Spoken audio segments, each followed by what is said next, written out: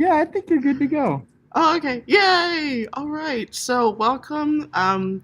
It's kind of strange because I'm not seeing like the crowd that's here. um, but yeah, welcome. To our Asian pop market industry insights. Today we've got some amazing people on the panel. So really quick, I'm Amy Louie, and I'm in the cohort 9 that is graduating this May from the Grad Music Industries Admin Program, and I'll be your moderator tonight. To give people some context, I'm a high school music teacher at Francis Polytechnic High School. It's in the Los Angeles Unified School District. So when COVID hit, my students experienced a shift in their goals and priorities about pursuing music as a career. So they were wanting to work in the industry, but unfortunately, I knew nothing outside of the Eurocentric performance only system at the time. And so it brought me to CSUN to learn about what I can in order to help equip and motivate, communities' youth. Um, so just prepared some slides for. So just so you know, it just so happens that I am teaching at the high school that William Hung went to, and it's just so fitting that we're talking about Asians tonight. And then here's me with BTS cutouts. I had no idea they were lives that they were even that tall. And your girl was struggling there. But now, speaking of communities, I would like to introduce this amazing panel we have for you tonight. They're all women of color who are total bosses at their jobs, managing the companies, but they're really involved in the organizations to help provide direct help to their communities. And so let's start with Kathleen. You might have seen some of her work, especially with Eugene Liang's, the "I'm Gay" video, which was so moving because it's not talked about, being queer in the Asian community. And then also she's worked on the Kanye West Yeezus tour, among so many things. So I'm just gonna let Kathleen talk really quick, but I just want to mention really quick that Lionshare is this amazing community where they have a podcast, and I've been studying that every day for half a year now, and it honestly belongs in a museum because it just captures so much of the culture and recommending all these different types of music. And so I'll just let Kathleen and talk about this. Thank you so much. What an introduction. And yes, the podcast, which thank you so much for listening, is available on Spotify if anyone wants to check it out. It's co-hosted by myself and Allison Toy, who is also on the panel today. So I think for my intro, I should be identifying where I live, which is Los Angeles, California. And I think also I'll be mentioning some of the areas I've traveled, which is quite a lot. So I'm just going to narrow it down to the Asian countries that I've been to, which are Malaysia, China, Hong Kong, Japan, and Vietnam. Had many plans to visit more of those in 2020, but we all know what happened there.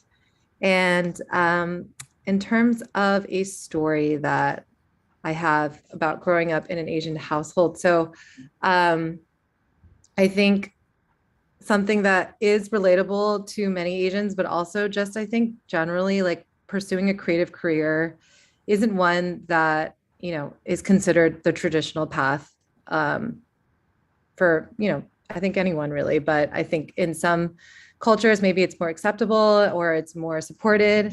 In mine, I would say that I went down the path of being a doctor. I, you know, was pre-med in college. I even went on to take my MCATs, which I didn't do that well on. Surprise, surprise.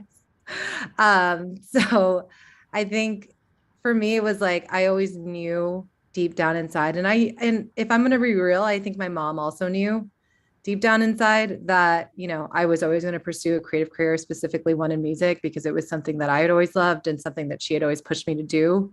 And I'll touch on this even more later, but everyone always asks me how I started working for Kanye because that was my first job in the industry. And it honestly came from the fact that I did Chinese folk dance my entire life. And through that, I learned like dance and ballet, and my love for dance led me to just like choreograph random dances with friends. And through one of those friends is how I got introduced to Kanye's choreographer. And that's how my entire music industry started. So all this to say, like, you never know, like who's going to be that person for you. And also just like, yeah, I think just pursue the passions that you have and the hobbies that you have, because that's what's going to like lead to a really fulfilling life and some really memorable experiences. Mhm. Wow. But yeah, not to embarrass you, but we got to talk about this. You don't meet Mariah Carey and not talk about it. Wow. I can't. Oh my God, I almost forgot about this. Thank you so much for bringing up this lovely memory. Yes. So again, something completely unexpected. Eugene is a really good friend of mine, Eugene Liang. We met at a upscale dim sum restaurant called Bao. I was a bartender, he was a server. And I produced a music video that he directed. And that was actually how we started our, friendship. And he's always known that I'm a huge Mariah Carey fan. I've been a Mariah Carey fan for pretty much as long as I can remember. My first password I ever made for like AOL had her name in it. That's like how dedicated I was. And so basically he had been asked by Mariah's team to like help promote this McDonald's thing that she was doing. And then he basically said, I'm only going to agree to this if I could invite my two friends who are huge like lambs, aka me and his other friend. And we had no idea. We like literally had no idea. He told me I was coming to his house to film a video for Try Guys, and I just did not know. So I was like completely shocked. I cried. She was I cried because she said my name and I didn't realize at first. I thought it was a pre-recorded thing and she said Merry Christmas, Kathleen. And I literally just like was like, oh, like whatever, my like 3 decades of fandom. I was just like, oh my God, could not take. Oh, wow. But she was so lovely, so engaged, honestly, like listened to every single word we had to say, like made jokes about everything. Like she was just really, really lovely. And I love her even more now. So oh my God. thank you. Wow. Thank you. I appreciate you embarrassing me. This is something that I'm very proud of. So I'm happy to talk about. Yeah. Wow. But yeah, that was so awesome. But all right. Good friend. Thank you, Eugene. Yeah. Never would have happened without him, I'm sure. Yeah. Oh man. But yeah, so next we got Allison, who's actually also the co-founder of Lionshare. And so she's also a DJ, and then she's also in the working at Twitch, which is, and so here we have, I thought it was really amazing to see the services you provide on your website, that you help artists overseas, and then that you also DJ yourself. So yeah, I'll let you talk a bit about that. Awesome. Thank you so much for having me, everyone. Again, I'm Allison. Some people just call me Toy. I'm fine with either. My pronouns are she, her. And I'm actually based in San Francisco, California, which is where Twitch is headquartered. So, sort of as Amy has mentioned, I am one of the co-founders of Lionshare alongside Kathleen. So if you're a listener of that podcast, you might recognize my voice here, right? And in addition to that, I also work at Twitch on the music team, where I'm the senior manager of music community. So really what I do there is kind of looking after artists who are coming to Twitch for the first time, helping them to sort of understand what the service is and why they might get use out of it, and hopefully help them build a community there. So building community is super near and dear to my heart. And I'd say that Lionshare is very much centered around that. So definitely check us out if you haven't, guys. So yeah, I guess just to kick this off a little bit with like a little, a story, I guess, on my own background, my own family and everything.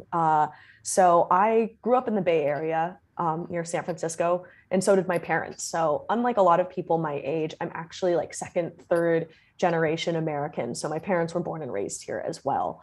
I think for me, I was really fortunate to grow up with a family that was really, really supportive of my interests in, pursuing music and whatnot. Both of my parents were independent business owners, so they kind of understood the sense of wanting to do something for yourself, having some independence and everything. I've lived in New York City, I've lived in San Francisco, and I also lived in Shanghai. And so, to speak a little bit about, my experiences out there and some of the places that I visited, I would definitely say that being Asian American, being Chinese American specifically, is very different from being Chinese. And I definitely learned that spending some time out in Asia. So yeah, I'm excited to share a little bit more about that with y'all today. Am Yeah, I missing anything, Amy? Anything else? oh, there's one thing that it really caught my mind. Like even though I heard it 2 weeks ago, it still stayed fresh. Where you speak so many languages, and it was amazing to me. Where when you like what types of messages or way of communicating that you use different languages. Like French is more for love, and then Chinese was more for. But yeah, if you could elaborate on that. Yeah. Yeah. I think for me, I've always really enjoyed the study of language. Actually, not unlike a lot of good Asian American kids, I grew up playing piano, I played violin. I feel that music and the study of music is a language in and of itself, right? And I took to that very, very much as a kid. And then when I started actually learning other languages, the first ones that I learned were Chinese and French. And I just found that there were so many interesting things that you could learn about a culture through the way that the language is taught, instructed, and thought of, right? There are certain words in Chinese that don't exist in English. There are certain sentiments that you can express with the French language that you can't as eloquently with English and everything. And so I always thought that that was really interesting and just kind of fascinating way to interact with a different culture.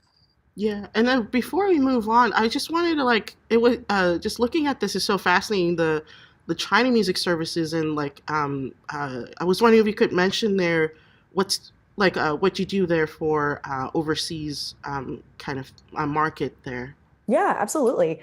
So, in the grand scheme of the world's entertainment markets, right, China operates in a very different way from the rest of the world, which is to say that, over there, the internet is more like an intranet, right?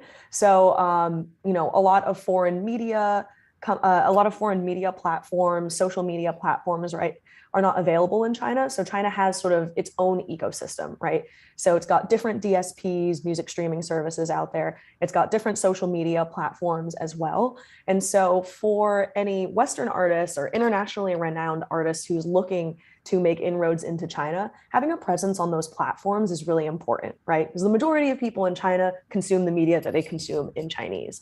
And so each of these platforms, although they have a lot of similarities with, say, Twitter or Facebook, Instagram, Spotify, do have their little nuances and work in a slightly different way in China. So a lot of the work that I was doing when I was based out there, less so now, but a lot of the work that I was doing when I was based out there was around helping some of those Western artists that I had worked with in the States over many years understand how to like activate in the China market, speak to people in a sort of culturally conscious and relevant way, and overall just learn how to navigate the very different landscape in mainland China.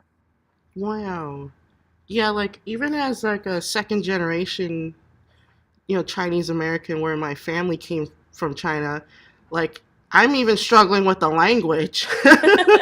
And I go to a supermarket and they're like, look, this girl probably can't even speak it. And then I was like, I could at least hear what you just say. So yeah, and whenever you and Kathleen speak Mandarin, I was like, Wow. yeah. I think you're giving me more credit than I deserve. I'm really good in a restaurant. I'm really good in a club, but outside of that, um, my language level there is definitely far from perfect. Not true. She's downplaying it. I heard it on the Very podcast. fluid. But yeah, but yeah. So now we also have also Jashima, who's just so involved in the community. My mind's blown by all the things that you've done and just helping the South Asian youth community because whenever we talk about Asians, we think of like Kathleen would say, it's a monolith, on a podcast. And a lot of people just think we're a monolith. We're all together. But I think that's like the Western perception because of history and how we have to band together. And there's not much representation for, South Asians. And so I'm so glad Jashima is here with us tonight. So yeah, if you could talk about some of the organizations you're a part of. Yeah, absolutely. Really happy to be here. I'm unfortunately stuck at the Vancouver airport trying to get home to New York. So if you hear kids crying, I'm really sorry. Oh, Um, yeah, so I am the co-founder of Ode, which is a brand strategy and artist management company that predominantly focuses on working with children of immigrant or immigrant-owned business brands and artists. And we consult with a lot of companies and record labels on go-to-market strategy for the South Asian diaspora countries, as well as the subcontinent and the West. Um, but more excitingly, community facing, I lead music partnerships at a South Asian diaspora magazine called Brown Girl, and we manage 5 artists ourselves at Ode. So lots of community stuff. But I think I meant to say where I'm usually based. I'm usually based in Queens, New York, the borough of the world. And I think one of the more defining moments for me growing up being South Asian, which I'll talk about why I think the term is interesting momentarily, is my parents. I think I was never forced into academia or these traditional careers, but their worst fear was me choosing entrepreneurship because they were entrepreneurs that didn't have access to education and were very, very far from the model minority myth. And so they were like, we've worked this hard and you chose a path that doesn't have a guaranteed outcome. Are you sure you want to do this? Um, and there was no proof of concept for me to say, hey, look at these artists that were born in North America and they're successful and it's fine, because there really weren't. And so I started to write and I covered artists everywhere I could find them as young as I can remember, from the kid playing violin and beatboxing in orchestra in elementary school to like Tony from No Doubt and stalking Somya Krishnamurthy from MTV and being like, a brown woman's on TV talking about hip hop. And that storytelling over years compounded into realizing that there were such massive gaps of knowledge. Similar to what Allison said, India's music industry functions excessively differently to the rest of the world. There's no royalty distribution infrastructure. It's a film driven country. Things are very, very different for artists there. Um, and it was interesting in the present world to be put under the umbrella of South Asia. And we're all South Asian in efforts of representation, which is amazing because it's definitely a real experience that Indians take dominance in the West. But it's also a real experience that South Asia is 8 to 9 countries, depending on the map you're trying to look at. So we're all really excited to be given platforms like this to talk a little bit about what it means to do things beyond buzzwords like Asian or AAPI or South Asian, because they're so inherently different but beautiful. So I'm excited to be here. Yeah. When Professor Sermani and Lindsay approached me, I was like, okay, I feel like Nick Fury assembling this panel of Avengers. And so after I was listening for a while to the Lionshare podcast, I was like, just really swept up into more inclusivity and diversity. But even though under the Asian umbrella, there's just so much diversity there, we're just glad that we're able to have that representation of more South Asian. So yeah, thanks for being here. And then we also have awesome Brittany.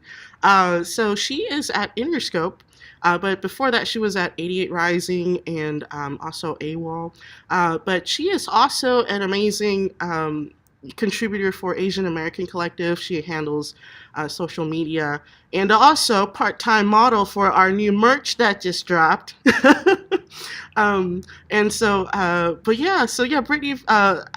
thought it'd be a cool idea for everyone also to see the day-to-day management, because she works in so much project management and also for artists that are overseas.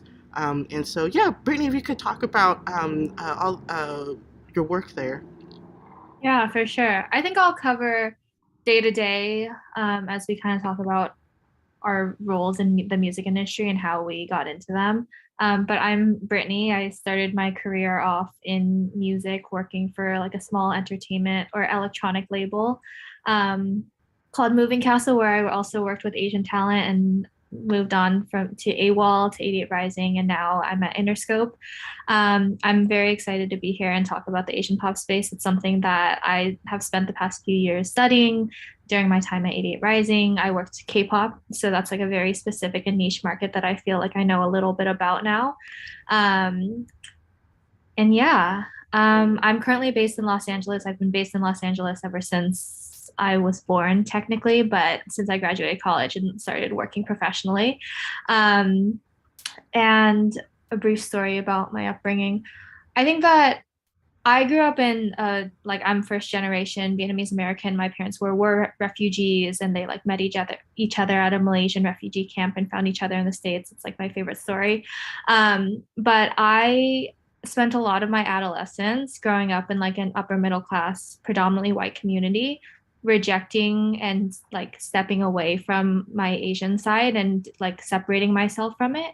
And I think in college was when I realized I became friends with a group of Asian people who were proud to be Asians. And it was a really telling and like moment for me. So I spend a lot of my career now getting involved with the Asian community and like being super active in making sure that there's representation and that we're having these conversations, because I think young me would have really appreciated that growing up. And I think maybe I would have had a totally different experience had there have been these opportunities and these people talking to me about it. So, yeah. All right, cool. Oh man, I'm so sorry. Every 10 minutes, my lights go off. So you see me just frantically waving. But yeah. So yeah, she's also part-time model for Asian American Collective. We just got our new merch, and 100% of the proceeds go back to the community. We are a 501c3, or is it 3C? Oh boy. Yeah, there we go. But yeah, and it's kind of amazing where we're all technically here, all the panelists here are somewhat associated with Asian American Collective. Like Kathleen was one of our awesome mentors. So we provide like one-on-one mentorship. But yeah, and then from there, I just wanted to show you quickly like an overview of topics that we have planned out, but feel free to, post questions for us and that we could get to. One of Robin, could you tell me if it's hard to see on the YouTube side if I Well, have you, my share screen? you could see this screen perfectly. Oh, okay. Would it be hard to see our individual, the speaker? They're in a corner of the screen. Oh, okay. All right. But yeah, so I'll just pop up the questions then. But so first off, what's your current position, and then maybe like your day to day, so it helps us conceptualize. Because when we hear CEO, we're like, oh. What do CEOs do? Because we're starting our careers, right? We're still students. And then how did you get to where you are now? Like the maybe what entry level positions you've had, and then what's popping in the Asian pop market. Differences in how we consume music between those of us in the U.S. and those in Asia. And then differences in how to manage the projects between Asian versus U.S. artists. And then also, it's really interesting, we're seeing people that are from America go to Asia to be in groups, pop groups, and then they come back as soloists. And so I thought that was a cool thing to get into. And then also, of course, South Asian representation. And then from there, any issues. Actually, I'll just pop up those questions as we go. So I'll stop the screen share so we can see everybody. The first question is your day to day, like when you wake up in the morning, like to the time you sleep, what your position or what you do in your day. I guess I can start since that was the order last time. So my day-to-day is different every day, which I think is very typical of any entrepreneur. And there isn't like a real start to the day or a real end to the day. Unfortunately, I think you can, whatever your perspective is on that. But for me, so I have technically 3 different companies that are mine. And depending on the day, there's usually a focus on either or, pending like phone calls and things like that. I think it's a lot of it is run by like more urgent matters, more priorities. I am trying to move towards it, being able to just like set better goals and not just have to put out fires all the time, which unfortunately is a lot of running a business. But yeah, I think a lot of it is on meetings, it's on answering emails, it's, you know, talking to clients, pitching clients. I think a lot of being an entrepreneur is, you know, constantly having to, you know, onboard new clients, you know, onboard new hires. But for me, that's something that's exciting. I love to like meet new people. I love to have new experiences and work on new projects all the time. But if all of this sounds like, you know, not fun for you, then I would say don't be an entrepreneur. But yeah, I don't know if that was specific enough, but I tried. But do your three companies overlap? Because it would just like, Yes, yeah. I would say yes, they do in some weird ways. So the three companies I have are Lionshare, which we've talked about already. I also have a company called Gifting, which we do like curated experiential gift boxes that support minority-owned businesses. But for example, you know, a project we did recently was for Lisa Ling's new show on HBO called Takeout. We did these like very custom, oversized takeout boxes that featured 12 Asian-owned brands, food brands. And on the Lionshare side, we were able to consult and bring in, you know, chefs as well as other like brands in our network to participate in the box, because this was going to like a bunch of big celebrities and all this stuff. So it was great exposure. And then we also were able to bring in a partnership to do like a live event activation in promotion of the show. So, and also we helped curate some of the recipients of the list, just from like the more like, you know, celebrity Asian like in our community. So it was like a really cool project to be able to kind of work on from end to end, and bring in, you know, different sides. HBO as a client was obviously really happy, because not only did we like, you know, produce this box for them, but we also were able to just help, you know, amplify it in like to the community that they wanted to reach. So when things like that happen, it's great. And I would say they honestly happen more often than not. But yes, I have to wear different hats at different times. Yeah. And then Allison, since you're part of that world. Yeah. Can you remind me of the first question here? It's what my day-to-day looks like, Yeah. right? Mhm. Got it. So at present right now, I work full-time at Twitch. And then I also manage Lionshare in addition to that. So I would say my day-to-day is generally jam-packed with things to do and not a whole lot of breathing room. So I tend to work sort of traditional business hours, but get up early to knock out my Lionshare work earlier in the day, as well as at the end of the day, usually around this time. So quite busy in that regard. I'm fortunate in that the work that I do both at Twitch and with Lionshare is very collaborative. You know, we have a lot of partnerships, whether it's with brands or with creators, artists, or other sort of like-minded, you know, entities or companies in the space and whatnot. You know, I'm blessed with the ability to be on Zoom calls all day, every day, chatting with folks, collaborating, putting things together. And so, you know, for me, I wouldn't have it any other way, believe it or not. And yeah, I really enjoy it. Wow.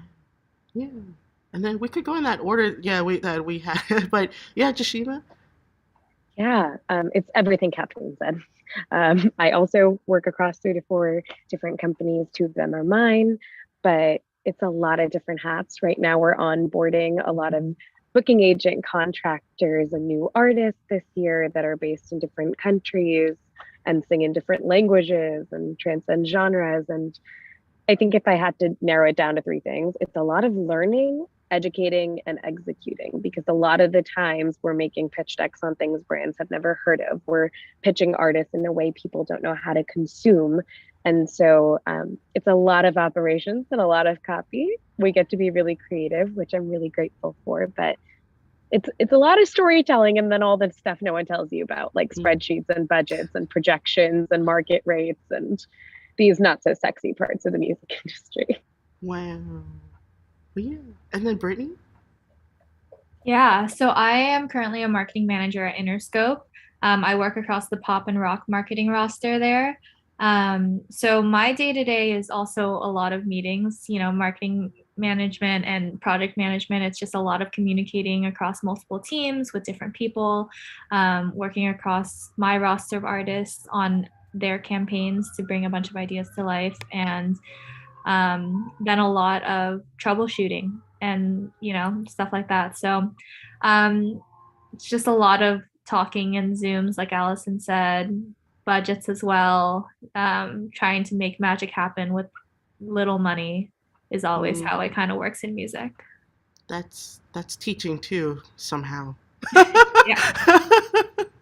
But yeah, wow. Okay. And then but yeah, if there are any questions related to that that we have from the audience?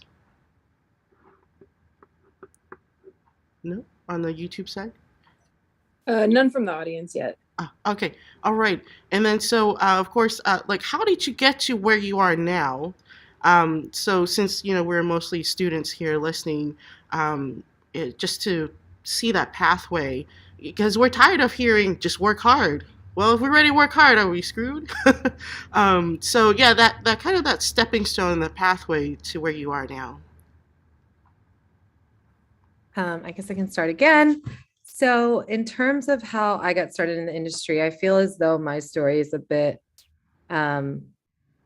non-traditional in many ways. I actually, when I moved to Los Angeles, I wasn't here to pursue a career in music. I actually was here to pursue a career in the film industry. I wanted to be an actor and I wanted to be a screenwriter. But the goal was always to help elevate and increase Asian representation in media. So I thought to do that, I needed to do it through film. I got the opportunity to work for Kanye West at Coachella in 2011.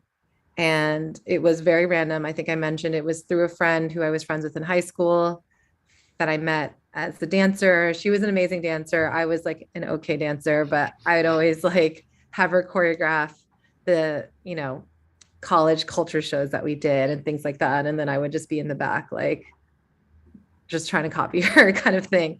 But we just kept in touch. And honestly, I think we were just each other's biggest supporters. We both moved away. I grew up in Virginia.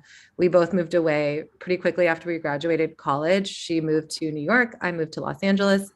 And all this to say, it was just like, I think that support that in that community that is so important, especially early on in your career, but I think throughout the entire length of your career, you just never know. And not to say you should stay in touch with people just for that reason, but just overall, I think tons, like almost all of my opportunities that I've ever gotten that have led to something really big or a client that I've always wanted to work with has come from somebody that, I just was checking in on, or I ran into, or, somebody that I helped with something or got them a job somewhere. And, without this Kanye opportunity, my entire music career would have never started. And the only reason why it happened was because, like I said, we were, just keeping tabs on each other, like checking each other on Facebook. Like whenever she booked a dance audition, I'd be like, yay, Jean. And like, same with me. And so she thought of me. I was top of mind when this opportunity came about. And yeah, I mean, that's always my biggest advice, I think, to anyone starting out their career, actually just anyone generally, but especially starting out your career, is just really like authentically and genuinely like creating that community, like supporting people, coming to their events when you say you will, and congratulating them on a new job, like whatever it is. It's like these things really do matter. And the only way that you get more and more opportunities is from, the people that are in your circle. So yeah, there's also a really helpful message where I see so many times, like on Facebook, just like these people wanting to reach up, in the hierarchy when we should be, networking across. So rather than reaching for, this person of this big company, just reach out to your friends and then provide each other opportunities. So yeah, that's do both. And that's the thing. I never shy. I always tell people too, like, reach out to that person on LinkedIn. Like, the worst thing they can do is ignore you or like say no, I guess. But overall, it's just like, if you don't reach out to that friend and catch up with that you haven't spoken to in like 6 months, or if you don't reach out to the person on LinkedIn or whatever, it's like, then that connection's not going to happen. And then you never know what could have come from it. But it's just about making that effort. Yeah. Yeah. And then yeah, Allison, so how did you get to where you are now? Like in case you forgot the question. No, no worries.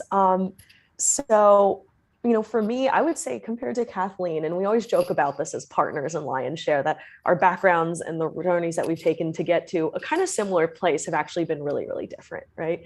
I'd say for me, mine, first off, I'll say I don't think any music industry journey is ever linear. And I don't think that it should be. In so many ways, we go into this business, we care about this industry because it's dynamic and because it's exciting. And a big part of that is constant change, right? And so that being said, I would say I probably have had a more linear path than a lot of people in the music industry would say, which is to say that rather than being, an entrepreneur for the majority of my career, I've kind of worked at larger companies, and that's sort of like what's helped me to build my network, get me access to different things. I'm always in shock and awe of Kathleen's ability to have the world's greatest Rolodex without having the backing of some big company along the way. But for myself, I studied music business myself. I went to NYU back in the day. It was really expensive, and I'm still paying for it. And before I graduated, I started working in the booking world. So I started at William Morris Endeavor, eventually got sought out by CAA and went over there. And that's kind of where I began my career. Similar to what Kathleen said as well, like I think that the emphasis that I put on networking was probably the single most meaningful thing for me in my career advancement. And to be honest, I really didn't see it as networking at the time. It was just making friends, And I think one of the beautiful things about working in the live music industry specifically is that oftentimes it requires your physical presence, right? You got to go to the show and settle it with the promoter and say hi to the tour manager and shake the artist's hand and all these different things. And, do that a few times a week for several years at a time as a very young person in the industry where you don't have a lot more to offer than, your time, your energy, your enthusiasm and whatnot. That's what really helped me get my foot in the door in so many different ways. And, a lot of the people that I met in the very, very beginning of my career are the people that I collaborate with the most now, or the people that have helped me out the most in recent years. Because as you advance, the people that you came up with do the same, right?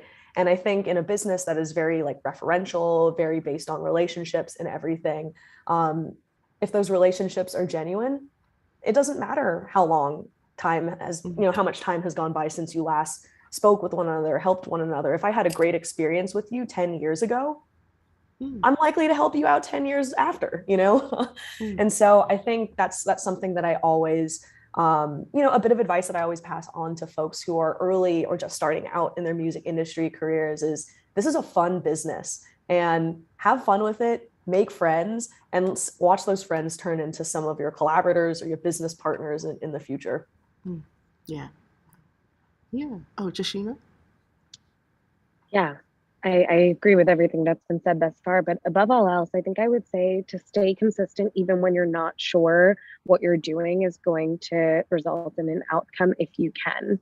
I think there's a lot of culture around quitting jobs and starting businesses and LLCs and these funny buzzwords on the internet. But I had the most non-traditional path in a lot of ways. I was studying marketing and philosophy, and I realized that there were no ins anywhere for South Asians and record labels or public facing artists outside of maybe like 3 that weren't actually from the subcontinent. And so I realized if I wanted to apply the things I loved about marketing and event planning and brand partnerships, which was organizing and promoting and throwing events to my communities, I needed to learn every part of the music industry and figure out which part I was best at.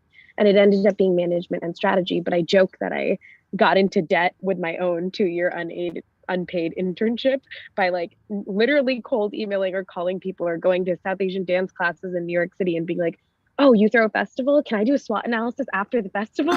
And like asking people to let me do things. I remember taping floors, learning how to do AV at a venue, learning how to run ads. And so I learned everything and I became a jack of all trades. And then I started picking the areas that I thought I would be best at. And it turned out to be strategy and management. But yeah, I was writing about artists so young, and I wrote about them because I was their fan first. I saw Tony perform from No Doubt. I would see Soumya on screen. I had these references and these people that I was like so grateful just existed. And I think coming from a place where you love music or you love something, if you love it, you can stay consistent with it. Someone's listening to it. So worry about the people that are engaging with whatever you're creating and trying to do, and not so much about the people that aren't, because they're rising with you. Like Allison said, you never know who's going to be next to you in a few years. And so do what you love if you can. And if you can find a way to monetize it, even better, but just stay consistent. Yeah, that's such a great tip where, I'm teaching the youth here, and, you're providing opportunities, and sometimes they're just not taking it. Like, just, so what if it's just like 2 hours here and there, but yeah, that's a great advice there. But yeah, Brittany. Yeah, I mean, I agree with everything that everyone has said. I also got into music because I love it. I went through college, I majored in film. I thought I was going to work in the film or entertainment industry. I genuinely didn't realize that music was a career that people could pursue it. So you guys are already miles ahead of me there, everybody watching. It never occurred to me, and I'd been going to concerts my entire life. But I had an epiphany moment. I was going to shows a ton with my friends in college, and I was like, who's making money off of this? How do I do this? And there's a tweet somewhere in the universe where I was like, at the time I was a graphic designer, so I thought I wanted to go into design. So there's a tweet out there somewhere that's how do I get a job in the music industry? Designing album covers or something like that. But a month later, I saw Brett Blackman, who is the co-founder of Moving Castle, post on Twitter that he was looking for interns. So I, tweeted at him. I started interning for Moving Castle, and that was my first foray into music. And it was a great place to learn. I genuinely knew nothing about the industry. I didn't know what a master was. There's an email somewhere there where I'm like, what's a master? I knew nothing. But it was a really, really good first role, and I got to, because it's such a small team, Moving Castle at the time was 5 people and probably still is, but I got a hand in a lot of things. And from there, what Allison was saying, every opportunity kind of came from the connections I made and the foundation that I had built before that. So I went to work for AWOL, which is an independent label, and joined the team across all of their marketing project managers. I was a marketing coordinator at the time. So I worked across this incredible roster of indie bedroom pop artists when bedroom pop was at its peak. Left that and went to 88 Rising, where I worked in more of the Asian music space, worked across all the K-pop artists on the label. So I hadn't listened to K-pop for 10 years, since Big Bang era when I was in high school. So that was a really fun thing for me to learn and re-educate myself on that side of the market. And now I am at Interscope, and yeah, every role that I've learned, I got the role at Interscope because of a friend who I'd worked with before. So echoing what everyone else has said, you never know who is going to be in your corner, and the best thing that you can do for yourself is make really genuine and authentic friendships, and find a community of people who you support and that will support you back, and that will all come back to you. Wow. Yeah, so such great tips, everyone. Yeah, I hope everyone's able to apply that or remember this for years to come. But yeah, so let's get into the pop market in Asia. So the first question here is, what are the differences in how people consume music and how they engage in music between Asia and us in the States? I'm going to throw this one to Allison because I think she's had a little bit more, at least from what I know, a little bit more experience in this area, because she did live in Asia for a little bit. And I actually gleaned some of this knowledge from her myself. So Allison, kick it off. You could just put me on the spot, girl. That's fine. So, the first thing that I'll say is that I did spend time living in Asia. I was there for almost 2 years, and I was based in Shanghai, which is mainland China, right? So I'm really, when I'm speaking broadly about the Asian sort of pop market generally, I'm thinking most specifically about mainland China, which I have to say is really, really different from a lot of the other countries there, right? I think first and foremost, one of the things that I found to be really interesting about the way that, music in China sort of got popularized in the time that I was there versus the US was that I felt oftentimes like a lot of the marketing and the presentation of the artists that were getting the most traction and excitement was usually very much happening from like the top down rather than the bottom up, right? So I think here in the States, oftentimes we see there are a lot of artists who begin independently. They're self-starters. They figure out how to fund their own tours. They're really bootstrapping it in the beginning. And maybe that's like what helps them to get to a point where they get a record deal or they're able to sign with an agent or find, a manager and whatnot. I found that in Asia, oftentimes, and I think I think that this applies to K-pop specifically. I think it also applies to a lot of what I see in mainland China. But generally, like there are bigger, larger entertainment companies that often sign talent earlier on in their careers and really play an active role in helping to develop them, right? And so I think when you take like a bird's eye view of what this looks like in China, at least, which is where my knowledge is the greatest, probably, is that generally you'll see probably a lower volume of artists. Like they're generally less because more resources are being allocated towards each of them. So I thought that was something that was really interesting.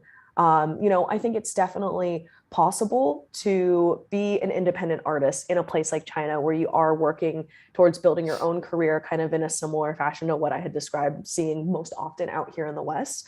But I think that, oftentimes they do reach a point by which there's, real gatekeepers because a lot of the most influential, highest paid, highest circulated media and opportunities for exposure are kind of controlled by a relatively small group of companies or people, right?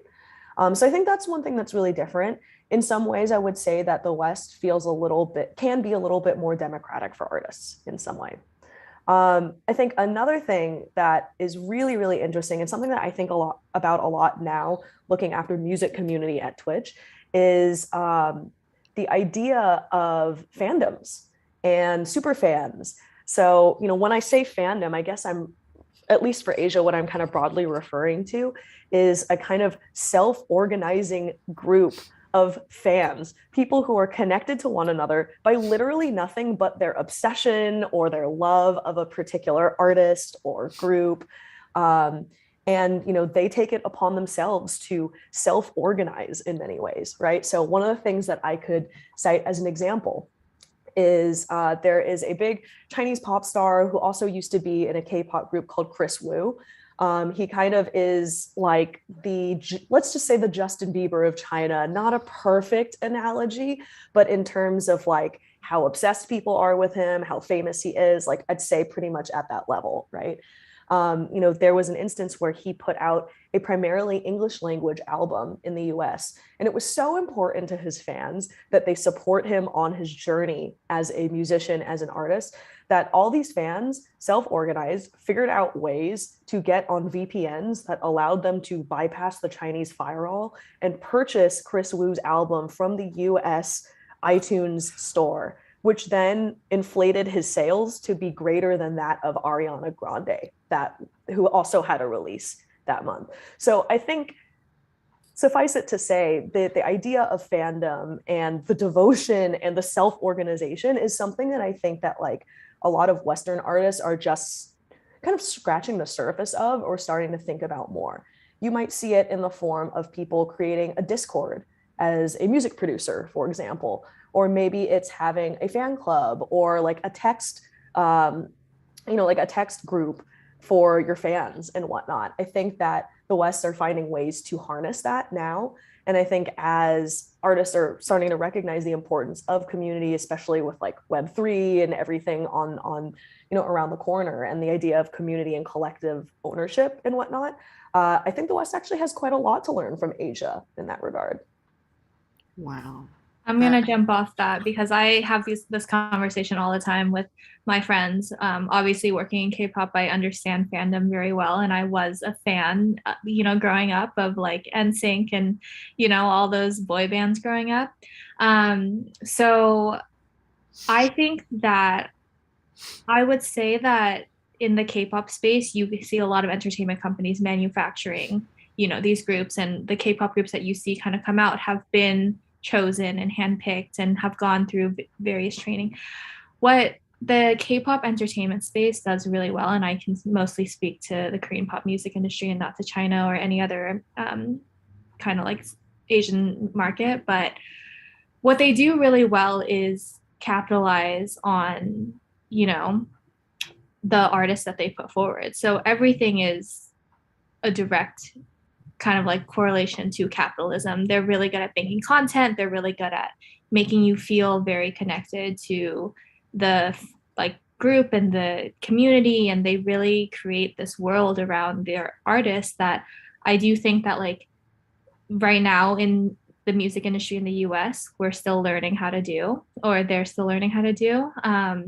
And like Allison said, like there's small ways that we're doing it, the text lines, but the way that like K-pop groups go on live all the time and they chat with their fans, face to face. And there is like this element of, that you really feel connected to a group, that you harness this community that will champion you no matter what, that will fight for you, that will go to all ends of the earth to make sure that everything you do is successful, is a really incredible and like powerful thing. And so much of that is an Asian market too. Like Southeast Asia is a very kind of like sleeper market, but it is a huge market for most artists, including in the US.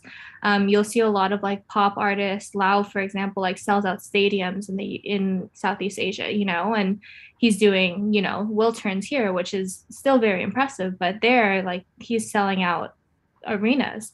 And so I think that there is so much that we can learn from the Asian market, and all of it is to say a lot of their model would not work in the US because we favor artists and we grow and hone talent that we champion talent that, has grown itself, so to speak. But in terms of like how we engage with the community and how we build a community around our art, I think that there are lessons to be learned. Yeah. For sure. Yeah, like, and you just mentioned engagement, and I just remembered that, well, Kathleen and Allison, you both DJ'd overseas. I was just wondering how's that like? Oh man, DJing overseas is a world of difference. And again, I can speak to China much better. For me personally, I actually absolutely love DJing in China. I think there really is this sort of like stigma or assumption around Chinese music fans that like they don't turn up as much as we do in the States, or they don't care about music in the same way that we do. And I think that that's simply untrue, probably comes from a place of ignorance more than anything else. But, I've had some of the most fun DJ nights out there. And I think one of the things that I selfishly really enjoyed about it is that, I think here in the West and specifically in the US, right, we have pretty well-defined like collective music knowledge, right? Like there are things that you can play in the club that are going to get a crowd in a certain city or of a certain age group to go off. Like people to an extent might even come, especially to a commercial club, with expectations of hearing, I want to hear the top 40 that's popular now. Like we need Travis Scott, we need Drake, we need whatever it is, right? I don't think that like super predefined collective music knowledge exists in the same way, at least for club oriented music out in China, as it does in the West. So for a DJ, you have carte blanche to get creative, put people onto new stuff. Going out and having a fun time isn't contingent upon screaming the lyrics of the songs that it's just about connecting to the music in so many different ways. And so for me personally, that was actually a really big surprise for me going to China. I've DJ'd for 15 years at this point, which is like crazy to think about. And the majority of that time was in New York, and it was a very different experience. So I miss it and I hope to be out there soon. And then when you leave the club, all the restaurants are still open. So it's a good time. Oh, Jashima? I will say, I think India is astronomically different. We manage a pop artist named Avanti Nagral, who's born here but was raised majority in India and is based there now, amongst a couple of other pop artists. But there's a couple of different differences that I think some sound like similarities to China, but structural ones from an industry standpoint are that it's a film dominated culture up until the last 5 to 7 years. So what would happen is a film would get commissioned and you would hire a composition house or producers to produce a score for that film, and they would be bought out. So very few people in the Indian ecosystem are making any money off of their music outside of what they were paid upon creating the score. And those songs go on to do billions and trillions of views sometimes. And similar to what Allison said, there's definitely a democratization that exists in the West that doesn't there, but it's starting to build itself, which is really an exciting opportunity because artists like Avanti are able to take this Western way of having more of a direct pipeline to your fans, owning your content, working for it, getting in the grit, and apply that logic there, because for the first time, the Indian audience isn't being treated like they are a monolith within their own country, because typically 3 to 8 companies and marketing giants and management entities are who are marketing to the entire country. And now there's a really, really robust, really wonderful indie scene. And similarly, performing in India is such a different energy. I think we're a very emotional people that aren't afraid of feeling feelings. And for pop music, that's amazing, because when you're singing about love, there's no one embarrassed to be sad or happy about being in love. They're in it with you. And that feeling is very visceral and very palpable. And I think in the West, we're still getting over the need to be industry validated when we should be focusing on being fan validated. So we're super audience facing there. And that feels important to talk about. We don't think it's corny that we make videos or hang out with our fans in their Discord. Avanti is half Marathi, which is a state in India, and half Punjabi, which is a state in India. And a paranta is a stuffed bread food that's round. And her fans self-proclaim themselves as parantas. And our Discord channel has 9 different paranta channels where people talk about what paranta they identify with. We do like talent shows, and we hire from there. It's the most rewarding experience in the world to be like, oh, you really loved our last EP, you sent in artwork, can we hire you to make the next set? Wow. And it's for the people, by the people. And I think a country like India doesn't get enough credit for the amount of incredible music that comes out of it and how different it is. Like, there's still the rest of South Asia as well, but yeah. And then I guess something a little nerdy is in India, producers, songwriters, and composers are actually more credited than the singers. You'll often hear people say like A.R. Rahman did that film, or Vishal Shekhar did that song, and those are composers and producers and lyricists. And in the West, I think often those people are the most underpaid and undervalued. Hip hop has done immense amount of work for producers recently, but like lyricists and songwriters are treated terribly here in terms of their splits and how they get to scale careers. And in India, it's actually the opposite, right? An artist will be asked to sing something called playback, which means you're just singing for the film. But yeah, it's exciting. It's definitely different, and there's pros and cons on both sides. Shima, put us on. We need some of these artists on our podcast. I would love that. We're gonna message you after. I would love to hear. Did I facilitate this connect? Absolutely. Take credit for that. But I was meaning to ask Kathleen too also. You were saying on the Line Share podcast where you had a DJ in Japan at the last minute. Like what? Well, that was complete like happenstance. I was in Japan with this DJ, What So Not.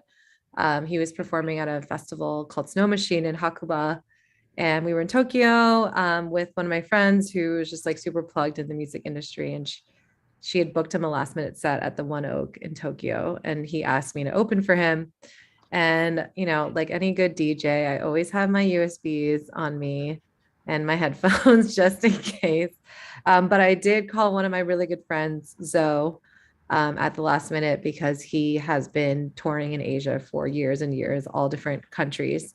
And he was a huge help because he actually ended up sending me a bunch of tracks that he was like, oh, this will go off in Japan. And actually something that I learned from him was that he actually had to learn like trial by error, basically, about what types of music genres and things like that go better in different countries, because as we have said many times, Asia is not a monolith. And, also that applies to like music tastes, and things that will do well in one country might not do well in others. Like he was telling me, like in Thailand, like he plays a lot of dembao and like would never be able to do that in China because it wouldn't go off that way. But it's just like, just like little interesting nuances like that. Like he had to fall flat on his face. Like he told me multiple times in different venues. And as like a seasoned DJ, that's really hard. But it was like, those experiences that made him realize, like, okay, this is what does well here. This is what does well here. Thankfully, I didn't have to do that because he told me what does well and literally sent me like a bunch of tracks. And he was like, playlist. And I was like, great. But yeah, shout out Zoe. He's LA based as well. Zomano, DJs. I think he's Dumbfounded's DJ. Also does a lot for the community. He's half Filipino. But yeah, thanks. Wow. Thanks, Zoe. Yeah. I think I can cite an American pop duo example that I think is really fun. Eric Nam and Armand Malik just did a song, and now the West is starting to understand their music and plug it into teen pop environments. The East didn't really wait for them to be on billboards here to like them. So I think in America, a lot of artists are so gritty and working hard, but they're also waiting until they get that first South by Southwest showcase or this other showcase or get a feature with an industry producer. In the East, they're kind of like, no, this slaps and I really like it and I don't care. And that feels sonically more respectful. It's a little different. Wow. Do you think it's just because the, industry giants, especially like the big labels, just have such a control over that process? Or why do you think that is, though, that it's so different? I think we're still in puberty in the West when it comes to understanding what the inclusion part of diversity and inclusion looks like, because a lot of these communities, at least the ones that I come from, they're doing this in real time.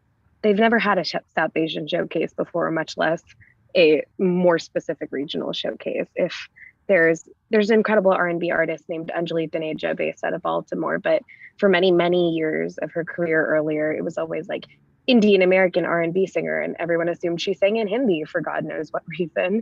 And so I think we're still in the portion where we're learning that lack of knowing how to take a fan and connect them to a community because you don't know about their culture, what they're comfortable with, can only be resolved by making sure that people on the teams at record labels and companies are diverse and that they ask the artists the questions instead of trying to plug them into plans that work for other artists and wondering why there's not an outcome there. So I think difference is just an opportunity to learn, not a place for fear to be bred.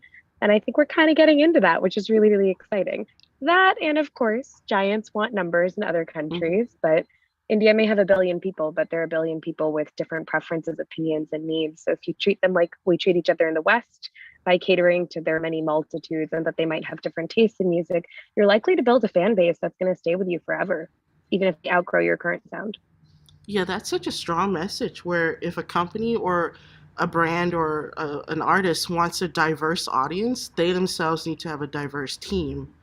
And yeah, wow. But yeah, does anybody else have anything to add to that? Then okay, yeah. So now I guess going into nitty gritty, then even though we've already established that a bit, I guess more for Brittany, since you're on the ground level there for a project management.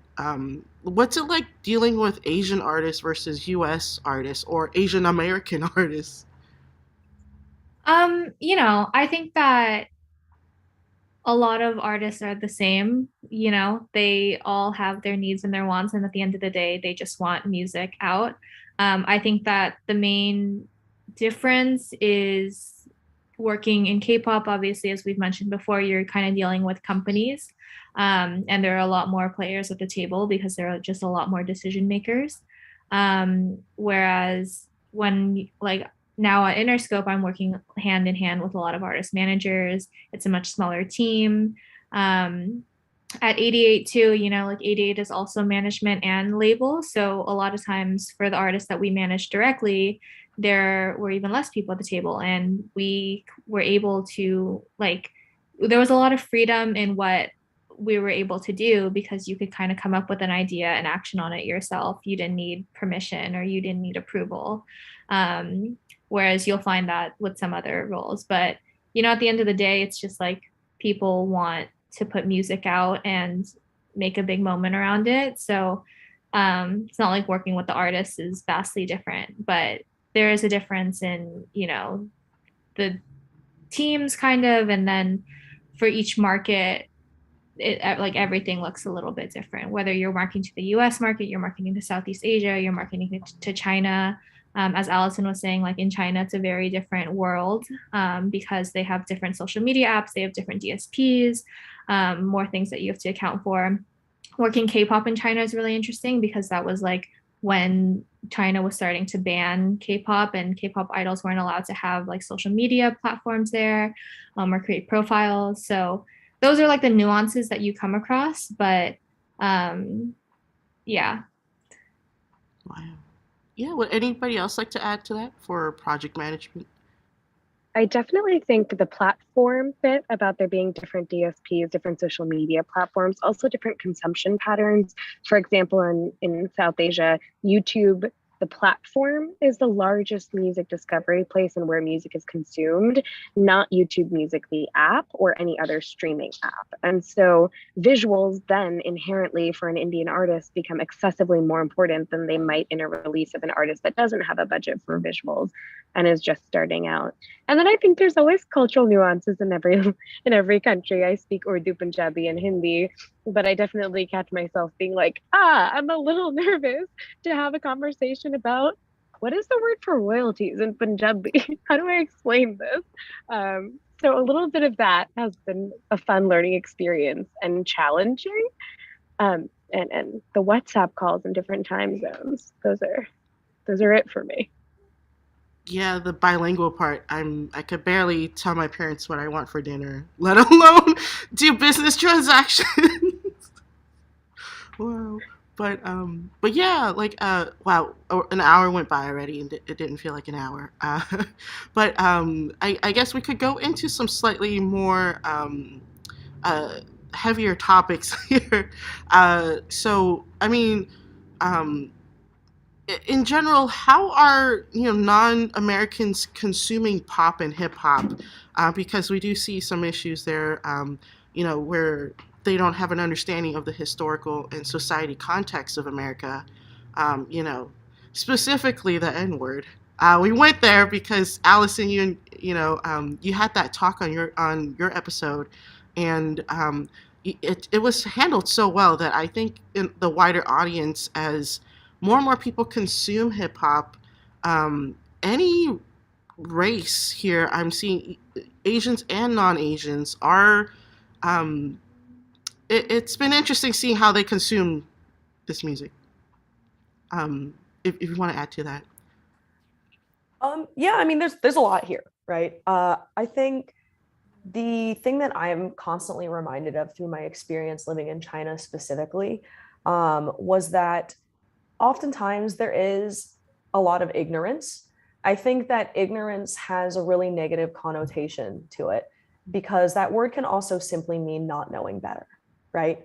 And I think the things as Westerners that we want to keep in mind when we're kind of assessing other countries or other cultures and their understanding of our own is that the relationship between Black Americans in this country is very unique to the US. And yes, colonialism and slavery and things like that existed in other forms in other countries. But I think that the racial makeup of America is I can't think of a parallel that really mirrors it super well, especially not in Asia, that gives somebody who's spent their entire life and their entire career there a frame of reference to really understand it, right? And so I think oftentimes, I would meet young rappers in China and they would use the N-word and they really just didn't understand what it was. Obviously for me as an American, I had like a visceral and immediate reaction against it because as far as I'm concerned, that's just not something that you get to say if you are not of, if you've never been on the receiving end of that word used as a slur. Like it's a reclamation of a term that was used against an entire group of people who were oppressed who were and still are oppressed in a very real way in this country. And I think paying respect to that, if you know better, is not negotiable, right?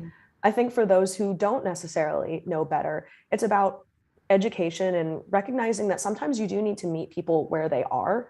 As is the case with, even a conversation about allyship between two Americas.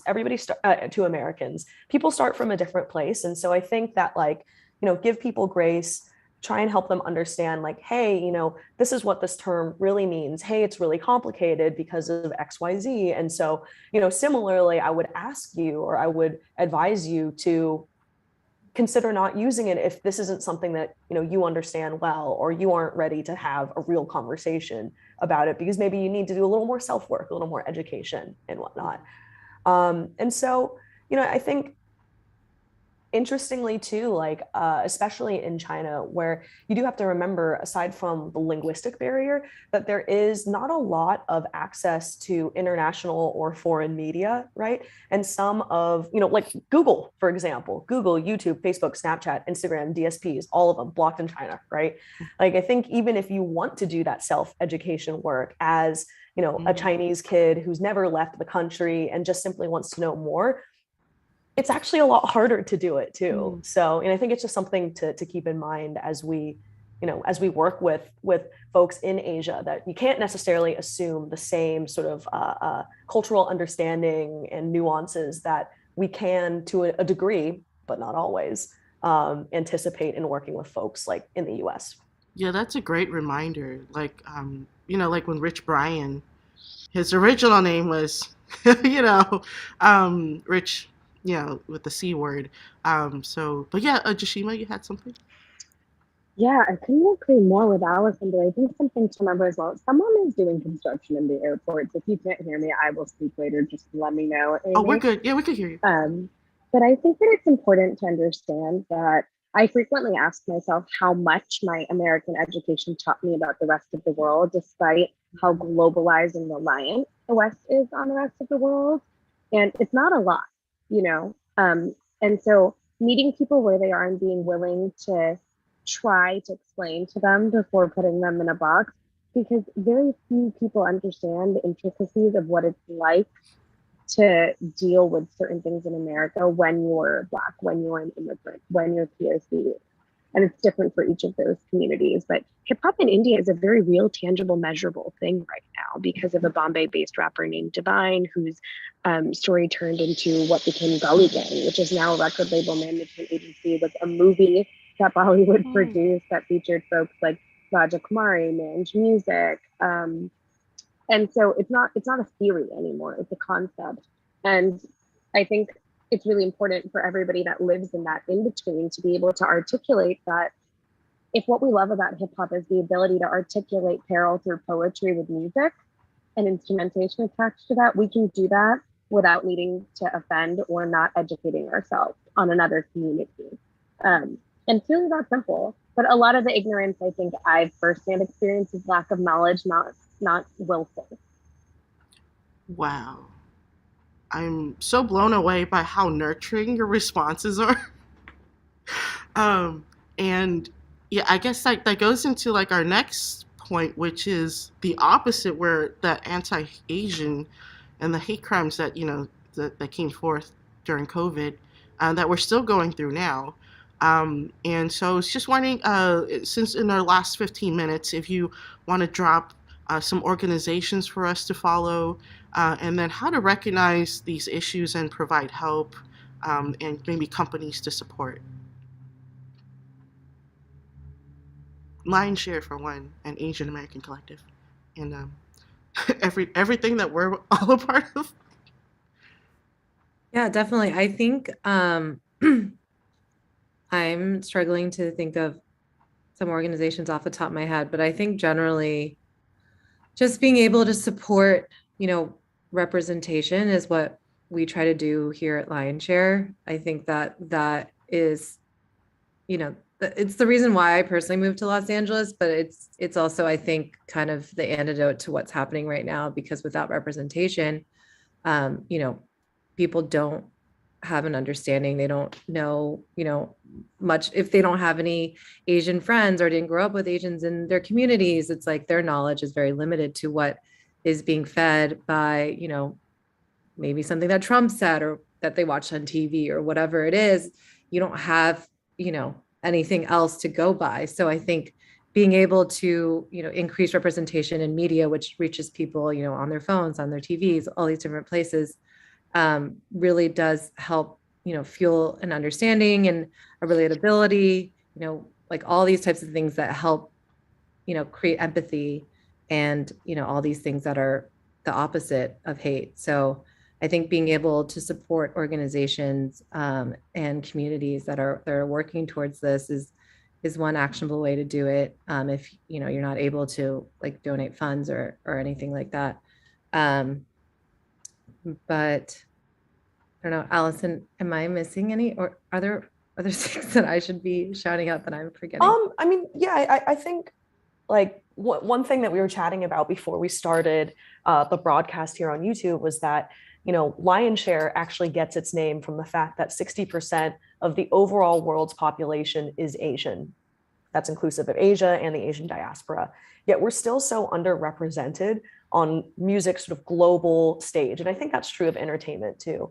And, you know, I think if you look at some of the hate crimes, especially specifically the Atlanta shootings, which we're coming up on the 1-year anniversary of, I think next week, actually, you know, you see how the media representation specifically of East Asian women could have played into, you know, the way that the way that the person who did this thought of the women that ended up being his victims, right? So I think representation really does matter for sure.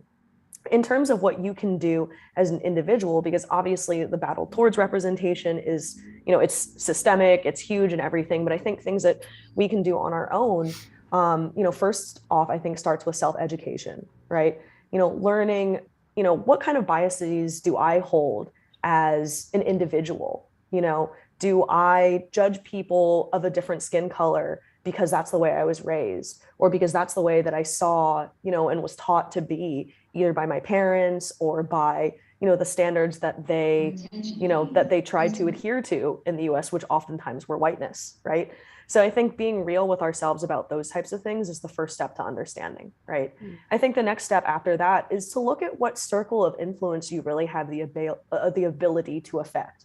And I think even if you have, you know, no social followers and everything, well, maybe you have a family, maybe you have friends, you know, start with the people that you know are going to be amenable to a conversation with you and find ways to make it personal for them. I think, you know, one thing that I saw Kathleen do really well in 2020, specifically when, you know, all of the protests and Black Lives Matter movement was like really picking up steam in a huge way, was, you know, having a conversation with her parents about, you know, what would our lives here in America have looked like if we were Black? You know, maybe we wouldn't have gotten a loan for the business that you started. Maybe we wouldn't have been able to move to the area that gave us access to the school district that gave us the education we now have, right? So I think, you know, being able to make some of these issues feel personal and actionable for people is a really good sort of starting place. And I think for anybody who is keen to really dive into the subject more, there's a book that I couldn't recommend more called The Wake Up. It's written by an author and an activist who is actually a friend of Kathleen and ours. She is a Korean American queer identifying woman who's based in Oakland. And her book is all about bridging the gap between, you know, good intentions and actual action. And so I think for anybody who really wants to take that next step on their own journey and whatnot, I really couldn't recommend a better starting place. All right. And then, sorry, yeah, if you guys, sorry, I just got some messages that we have some questions on the YouTube chat thing. But yeah, if Robin and Lindsay could post it on the chat for us, and then that way we could wrap up this conversation with Jashima and Brittany. Yeah, I think, I always start with a point of exposures audit about if my own life is reflective of the things I'm asking the world around me to embody, and if I'm spending enough time self-educating. So a lot of it is, are we attending events in other communities? Do we interact with the Latinx, with the Black community? Are we going to each other's events and amplifying each other? And I think the other part is, employment and embodiment at Ode. The reason we feel comfortable saying we're proud of serving the South Asian diaspora and subcontinent is because my co-founder is Bangladeshi Muslim. We have a Goan artist development individual. 3 of our contractors are Nepali, Afghani, and Sri Lankan. And so we're not saying it to say it, we're living it. And I think that we look for the same things in our partners. And a couple of great folks to check out are Sandeep Morrison, who is an LGBTQIA activist based out of LA and a filmmaker who speaks to the queer Punjabi experience. Seema Hari is incredible. The Brown History podcast is a really, really cool project by this individual in Toronto. And you'll just learn the coolest things that maybe you didn't know about some of the South Asians in the world. So yeah, I think it starts in here and that reflects out there. Mm-hmm. Oh, wow. I think too, it's about, like creating and opening up space for these discussions to happen, like Allison was saying, but allowing people the grace to like speak with you and make mistakes in their conversations and educate them, because this is all a learning process for all of us. And I think 10 years ago, we wouldn't be having the conversations that we're having right now.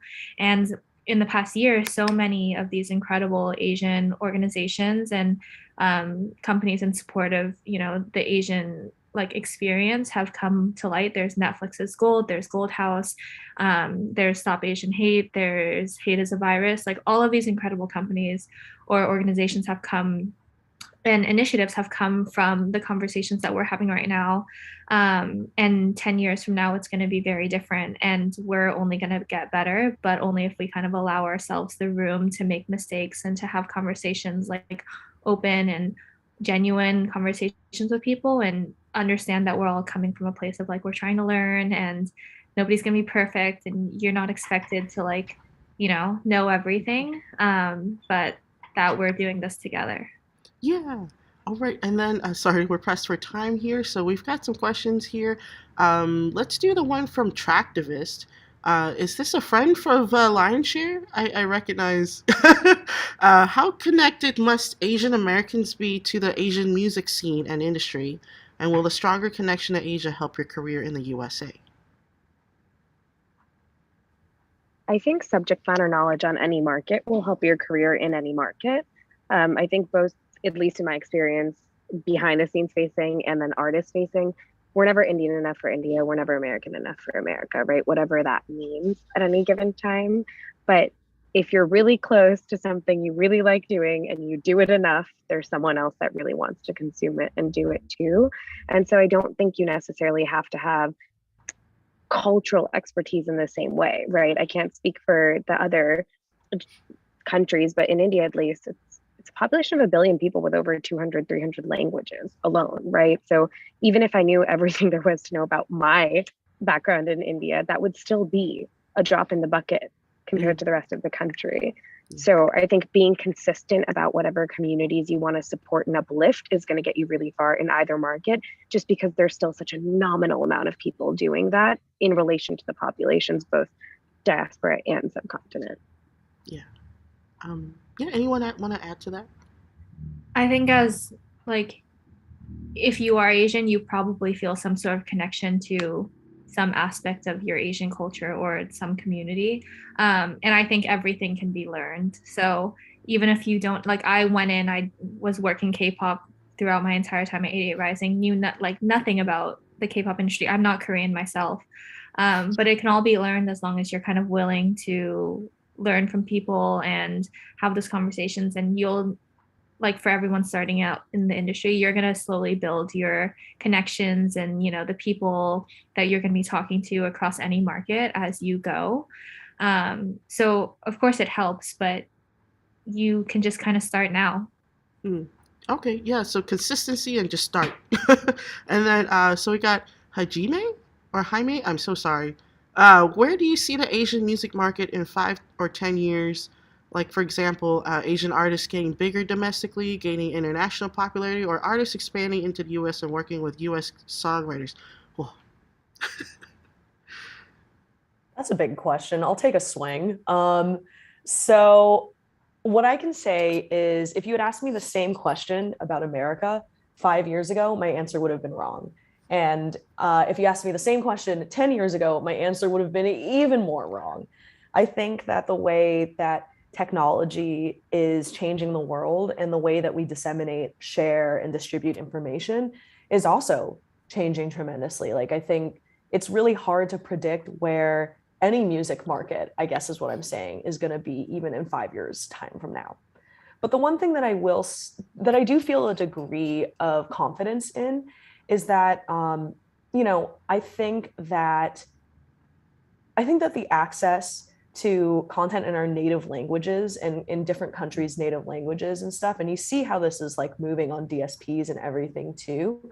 I think that's allowing a lot of artists to be able to really cater to their home markets in a different and realer way, which is really cool. Like, for example, you would see, a French artist maybe in the past feeling as if they needed to sing in English in order to have international appeal, right? And I don't necessarily think that's true anymore. So I think that, the modern day music listener, and I should hope in the future that this continues, is a little bit more adventurous than they have been in the past. I think people are, more used to foreign language films, music, and products than they were previously. So what I hope, and I can't say that, I'm not putting this on the board as like a surefire prediction, but what I hope is that, that will help open the door for some of the Asian artists to come to different parts of the world and simply be themselves, not feel as though we have to make English language albums and vice versa and whatnot. Really keep the presentation of who you are and what you do as an artist authentic and actually find reception for that elsewhere. So that's what my hope will be. Yeah. And Kathleen, did you want to share or Jashima? Oh yeah, Jashima. I'm sorry. I don't know who's unmuting. But yeah, Jashima, you could go first. Oh gosh. I think there's a lot to celebrate. I think sometimes we don't recognize progress, and I think that there's been a fair amount. So it's great to see Ravina Aurora and Arooj Aftab on the Coachella lineups, right? It's great to see a lot of folks scaling and growing. And I would say read the credits for the next 10 years, because I have a feeling they're about to make us feel a lot more seen than they ever have before, because it's happening. Content creators are blowing up, musicians are being discovered on TikTok, they're working with writers around the world that resonate with their sounds. And so, yeah, Allison summed it up really, really, really well. But I would also check out how diverse our own playlists are and who's on them, and maybe where we discover that music. And if you produce events, book lineups based on sonic curation, and then see if that diversity starts to create a ripple effect in the future. Sorry, Kathleen, I didn't know which one of us unmuted first. I wasn't going to say that much more. I just wanted to agree with a lot of things that Allison was saying and now you, Shiva. But I think, something that we're exploring on Lionshare, and also I've been exploring the past few months, is really just what's happening in Web3. And I think, the direction of what's happening is really going to put the power back to creators in a way that hasn't really been possible before. Even with the advent of the internet and YouTube and all these things, there's still very many like gatekeepers that exist across the board. And I think that, as this technology advances, my hope for it, because the potential for it is there, is that the playing field becomes a lot more equitable, and that, artists get to retain their rights and own their music, and really like have the ability to even just live off a fan base of, 100 fans, versus having to have, millions to really like be considered like a successful artist. Like, I think that that's the future of music just generally. And I think that, also on the Asian front, I think that just means that people will have the ability to discover artists in ways that they've never really been able to before, because you know, Spotify is choosing who's on New Music Friday, you know, like there's these gatekeepers I think will start coming down. And I'm excited about that. So Yeah. All right. So our last question now is, what's the best way from BT? What's the best way to reach out to people for opportunities? This person said their parents used to hand out resumes in person. Would you do? What would you say going in person is better, or just emailing work too? Man, so I feel like this is a tricky question because I think it depends on where and how you interact with a person. My recommendation generally is to do what feels genuine, right? If you are at a networking event, shake their hand, say what's up, ask them what they care about, remember what they care about, right? If it is, you met somebody online, maybe it's email, right? I think, excuse me, all of the best sort of connections that have either turned into friendships or incredible business relationships for me have started actually quite casually with a conversation. On the lion's share side for us, we actually have a lovely little community on our Discord. And, a lot of artists and sort of young folks in the industry and more seasoned folks spend time in there recommending each other music and just making connections and sharing funny memes and news and stuff like that. And I think, when you're able to use that as a springboard in a way, sometimes it's easier to build a more personal feeling relationship. So if ever you guys want to chat with us, I can tell you where you can find me and Kathleen, and that is on our Discord, which is discord.gg/lionshare. I'll put it in the Oh, and then Lion shares 2 S's. Yes, that's right. Yeah. And then, the rest of the panel. Yeah, I would agree. I mean, like, look for opportunities where they exist and then make genuine connections. Like, I got my first job, like I was telling you guys, off of a tweet. And, just spoke with Brett, and it was a great conversation. And that's like kind of what kickstarted my music career. And from there, every role that I've gotten thereafter has been because of a connection that I had, or, like a friendship that I made, that has led me to where I am now. So people value authenticity. That's what they're looking for. And you can see right through it if you're not genuine. So I would just go into, it not trying to get something out of it, but just with a genuine interest in the person, what they do, being supportive of whatever their endeavors may be, and that will come back to you. Yeah. And Kathleen? Second, everything everyone said. One thing that I've always found really helpful is being specific, not in your ask, unless you have a specific ask, but just being specific in like your interests. So like I've always found it really helpful if people identify to me like, oh, I really want to shoot more like concert photography or something like that. And just like sharing what their interests are, what their goals are, because it makes it a lot easier for the people that you're meeting to like plug you into those opportunities. Once I hear like a friend, or see a friend post like, oh, I need a photographer for the show that's coming up, like I'll immediately remember like, oh, this person I talked to at this event last week told me they were wanting to shoot more, and things like that. And I realized that, it's, everyone is so busy. We meet a million people a day, like all these different things are going on. So it's making it easier for other people to help you, help yourself always is, like it just helps in general. And I think that's sometimes it's a difficult thing for people to do, to like narrow down their focuses or their interests, because, I'm sure a lot of us have a lot of different things that we're into, but whatever that goal is or the current interest is, maybe narrow it down to 1 or 2, just make it easy for people to remember you. That's such a good point. I've definitely taken like, coffees with people who just come in very broad, and it's like, well, I want to help you, but I don't really know where to begin to do so. So that's a really good point.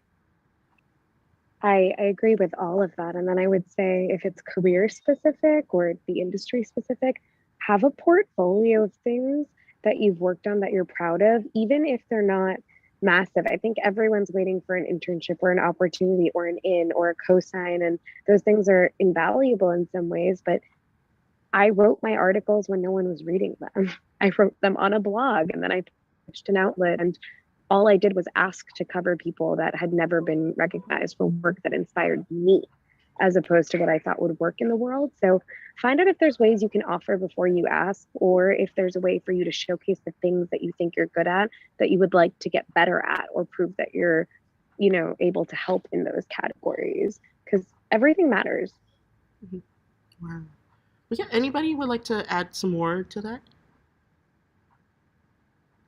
Yeah, I guess I have 2 cents here too.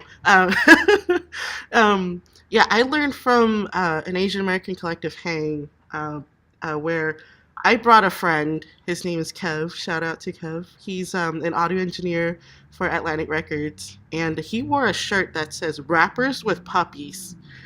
Everyone flocked to him and was like, "Who's that? Is that Snoop? Who's that?" And then so just having a conversation piece. And then I started doing that, where I was like wearing a dinosaur with like a Christmas sweater, like the paws are sticking out, and everyone came to me like, "Oh, that's a cool shirt," So if you're ever worried about networking, have a conversation piece, wear it. But looks like we're yeah. Oh, Jashima has to go. So we all have to go now. But thank you everyone so much for being here, and everyone in the audience. So yeah, hope you have a safe journey, Jashima. Thank Great you. meeting everyone. Thanks so much for having us, everyone. And Amy, Bye, would you take be care, willing to thank stay? you. Yeah.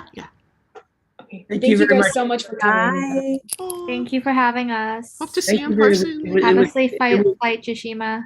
It was fantastic. You guys all were amazing. Thanks so much for a great panel. Thank you. Thank you. you. Thank Take you. care. Thank Good night, you. everyone. Take care. Bye. Bye-bye. Bye. Don't forget to end those Yeah, live yeah, stream. I'm going to do that right now. Oh, Wait till he ends. Oh. say